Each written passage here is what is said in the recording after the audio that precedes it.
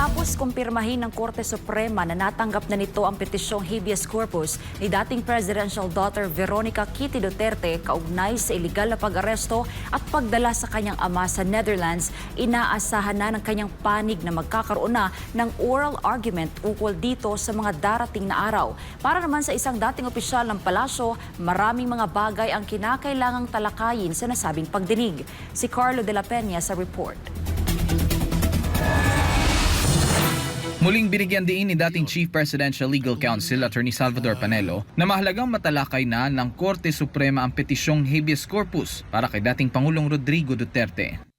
Gusto naming talakayin ang tungkol sa jurisdiction ng Korte Suprema sabagat maraming nagsasabi na ito ay wala ng jurisdiction dahil wala na ang Pangulong Duterte nito. Sinasabi nila na ito yung moot at sinasabi namin hindi maaaring maging moot yan.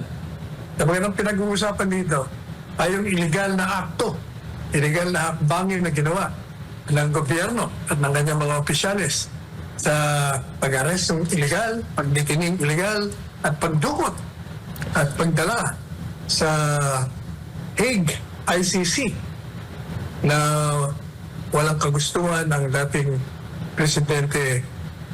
Sa pamamagitan ng oral argument, mailalahad ng mga nagpetisyon sa pamamagitan ng kanilang mga abogado ang pagkakaroon ng mas malinaw na interpretasyon sa mga magkakasalungat na pananaw at posisyon ng mga petitioner at respondents kaugnay ng petisyong habeas corpus. Kailangan din mapag-usapan kung yan bang pamahalaan at mga opisyalis ito upang lamang na mawala ang jurisdiction ng hukuman. Pangambala ng dating opisyal na kung hindi ito mabibigyang pansin ay posible itong maging precedent o batayan sa mga susunod pang maaaring mangyari sa hinaharap. Otherwise, kung papayagan natin yan, palagi nilang gagawin yan.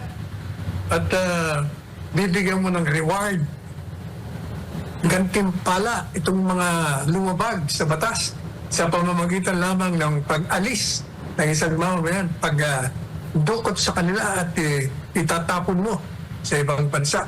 Matatandaang kinumpirma kamakailan lang ng Korte Suprema ang mga petisyon hinggil sa kahilingan ng tatlong magkakapatid na Duterte na magkaroon ng oral argument para sa petisyong habeas corpus na isinampa para kay dating Pangulong Rodrigo Duterte. Si Kitty Duterte ay naghain ng mosyon noong Lunes, Abril 7 sa pamamagitan ni Attorney Salvador Panelo, kanyang anak na si Attorney Salvador Paulo Panelo Jr. at iba pa. Para sa Diyos at sa Pilipinas kong mahal, Carlo de la Peña, SM9 News.